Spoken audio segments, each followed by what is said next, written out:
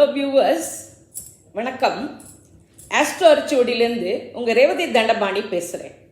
நீங்கள் தடவையாக என்னுடைய வீடியோ பார்க்குறீங்கன்னா சப்ஸ்கிரைப் பண்ணுங்க. அப்போ தான் நான் போடுற வீடியோஸ் உங்களுக்கு உடனே கிடைக்கும்.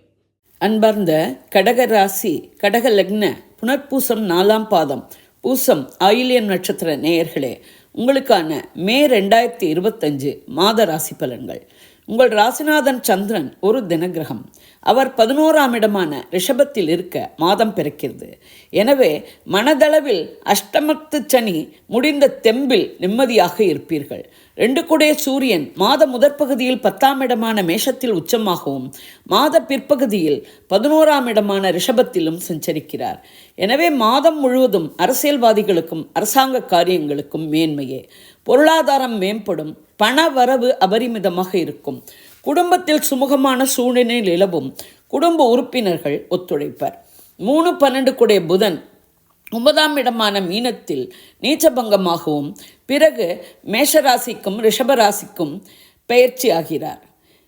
இந்த மாதம் 3 ராசிகளில் சஞ்சரிக்கிறார்.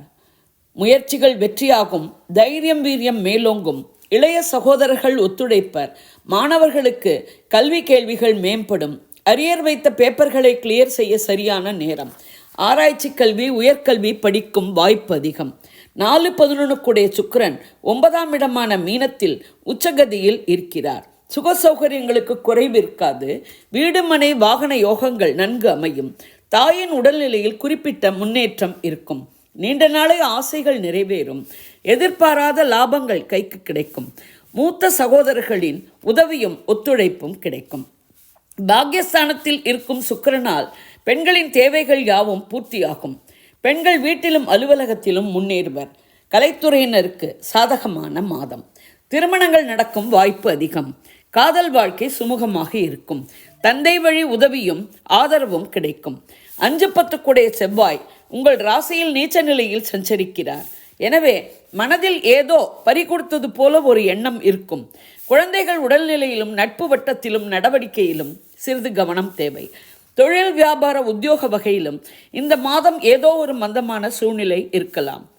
ஆனால் சந்திரனின் சஞ்சாரத்தால் செவ்வாய் நீச்சபங்கமாகி ஒரு 10-12 நாள் நிலைமை நன்றாக அமையும். 6-9 குடைய குரு மாத பிற்பகுதியில் உங்கள் ராசிக்கு 12ஆம் இடமான மிதுனத்தில் வருகிறார். எனவே குடும்பத்தில் கொண்டாட்டங்களாலும் விசேஷங்களாலும் உறவினர் வருகையாலும் சுப விரயங்கள், அலைச்சல்கள், பிரயாணங்கள் இருக்கும். தந்தையின் உடல்நிலையில் மருத்துவ செலவுகள் ஏற்படலாம். எதிரிகள் பலமிழப்பர். உடலில் இருந்த நோய் தீரும். பழைய கடன்கள் அடைப்படும். வங்கிகள் மூலம் புதிய கடன்கள் கிடைக்கும். குரு பார்வை 4ஆம் இடமான துலாம், 6ஆம் இடமான தனுசு, 8ஆம் இடமான கும்பத்தில் விழுகிறது. சுக சௌகரியங்கள் மேம்படும். வீடு மனை வாகனங்கள் வாங்கும் வகையில் வங்கிகள் மூலம் லோன் கிடைக்கும். எதிரிகள் பலமிழப்பர். பழைய கடன்கள் அடைப்படும். புதிய கடன்கள் ஏற்படும். உடலில் இதுவரை இருந்த நோய் தீரும். இதுவரை நிலுவையில் இருந்த வழக்குகள் முடிக்கு வரும். எதிர்பாராத விஷயங்கள் நடக்கும் வாய்ப்பு உண்டு. 7-8 குடைய சனி 9ஆம் இடமான மீனத்தில் சஞ்சரிப்பது ஒரு சாதகமான அமைப்பு. கணவன் மனைவி உறவு அந்யோன்யமாகவும் அன்பு பாசத்துடனும் இருக்கும். நண்பர்கள், தொழில் கூட்டாளிகள் ஒத்துழைப்பர். சனி 11ஆம் இடமான ரிஷபம், 3ஆம் இடமான கன்னி, 6ஆம் இடமான தனுசை பார்வையிடுகிறார். நீண்ட நாளை ஆசைகள் நிறைவேறுவதில் சிறு தாமதங்கள் ஏற்படலாம். எதிர்பாராத லாபங்கள் கைக்கு கிடைப்பதில் தடைகளும் இருக்கலாம். மூத்த சகோதரர்கள் ஒரு சமயம் இருப்பது போல் மறுசமயம் இருக்க வாய்ப்பில்லை.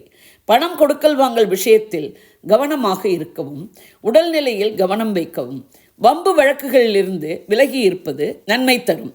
வண்டி வாகனங்கள் ஓட்டும் போது கவனமாக இருக்கவும்.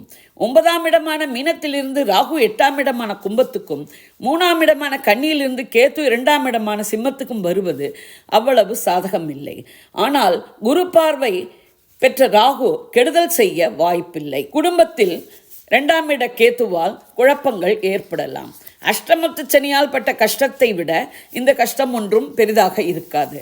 கிரகங்களால் ஏற்படும் குழப்பங்கள், சஞ்சலங்கள் தீர தெய்வ வழிபாடு, ஆன்மீக சிந்தனை இவற்றுடன் யோகா தியானம் கை கொடுக்கும். விநாயகர், துர்க்கை வழிபாடு மேன்மை தரும். சந்திராஷ்டம தினங்கள் மே 20, 21. சந்திராஷ்டம தினங்களில் உஷாராக இருக்கவும், பயணங்கள், புதிய முயற்சிகளை தவிர்க்கவும், வண்டி வாகனங்கள் ஓட்டும் போது கவனமாக இருக்கவும், வம்பு வழக்குகளை தவிர்க்கவும். இது ஒரு பொது பலன். உங்கள் பிறந்த ஜாதகம், தசை, நடப்பு புக்திப்படி பலன்கள் வேறுபடலாம். நீங்கள் இதே லக்னமானால் இந்த ராசிக்கான பலனையே எடுத்துக்கொள்ளலாம். வேறு லக்னமானால் உங்கள் லக்னம் விழும் ராசியின் பலனை எடுத்து ஒப்பிட்டு கொள்ளவும். நான் கொடுத்த இந்த வீடியோ உங்களுக்கு பிடிச்சிருக்கும்னு நினைக்கிறேன். பிடிச்சிருந்ததுன்னா லைக் பண்ணுங்க, ஷேர் பண்ணுங்க, கமெண்ட் பண்ணுங்க. நன்றி, வணக்கம்.